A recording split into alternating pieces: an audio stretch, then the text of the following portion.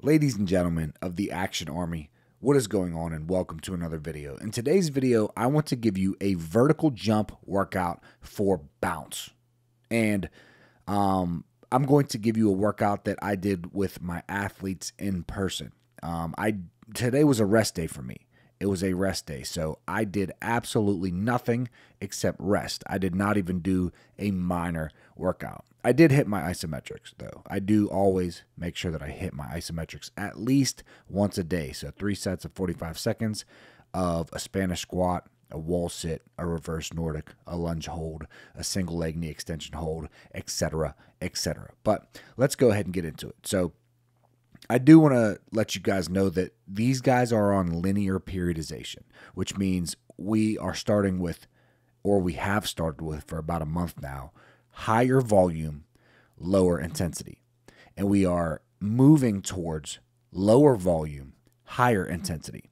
So if you do this workout, it may be a little bit long for you. This was definitely one of the longest workouts that we did. Number one, because there was 8 people doing the same workout.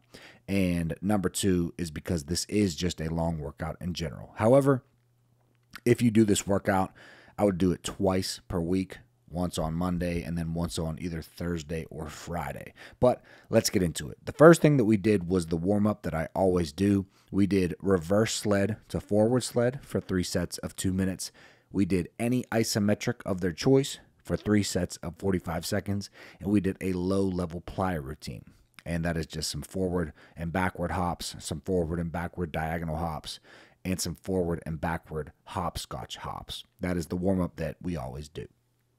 Then we did some box squats. Now, you don't need to use a box, but I do like to use a box for these guys because I like to cue them to control the weight on the way down, tap the box, and then explode up as fast as they can. Now, I am going to give you guys the sets, the reps, the percentages that you are supposed to use.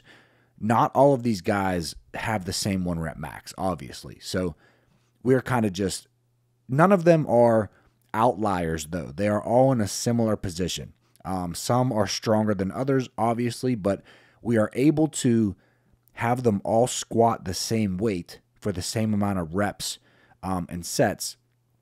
And I just tell them to move the weight as fast as possible. So athletes who are a little bit weaker are going to move the weight a little bit slower. Athletes who are a little bit stronger are going to move the weight faster. But the way that I train 8 athletes at the same time, all these guys are, well, most of these guys are on my team, without getting too specific and too individualized, but they still all get gains, is just to cue them to move the weight from the bottom to the top as fast as possible. And that way, they all get gains, no matter the percentages of their 1 rep max. But here we go. The first set is 30% of your 1 rep max for 10 reps. Then you do 45% of your 1 rep max for 8 reps. Then you do 55% of your 1 rep max for 6 reps. Then you do 60% of your 1 rep max for 4 reps. And then you do 3 sets of 65% of your 1 rep max for 4 reps. And those were the box squats that we did. After that, we did band squats, superset with band good mornings, and we did 4 sets of 20 reps of these. So as I said, this is going to be a very high volume workout, but 4 sets, 20 reps of band squats going up and down as fast as you can, and then band good mornings working on explosive hip extension. 4 sets, 20 reps.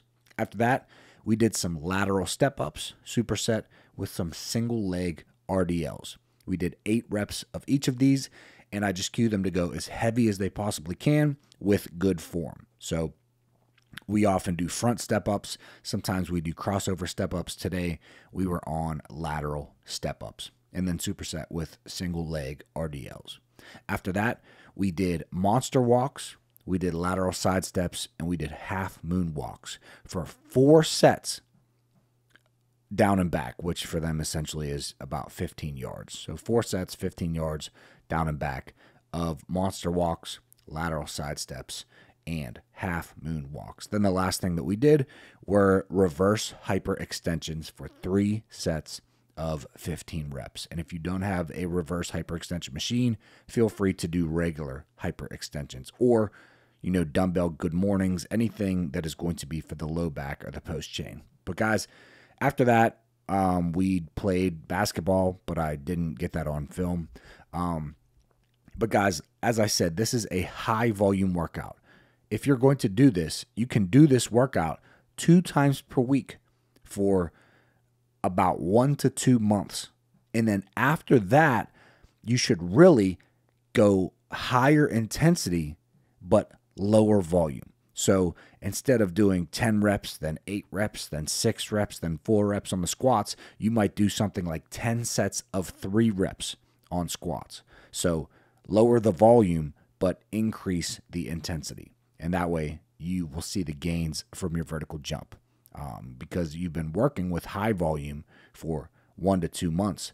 And then once you go to high intensity but lower volume, you will have less fatigue and you will feel more fresh day after day, and your vertical jump will go way, way up. I do like linear periodization a lot. But guys, this is the video for today.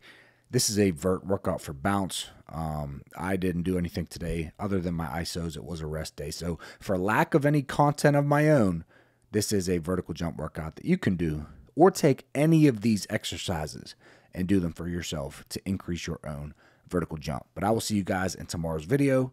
I love you all. Action is everything. Peace.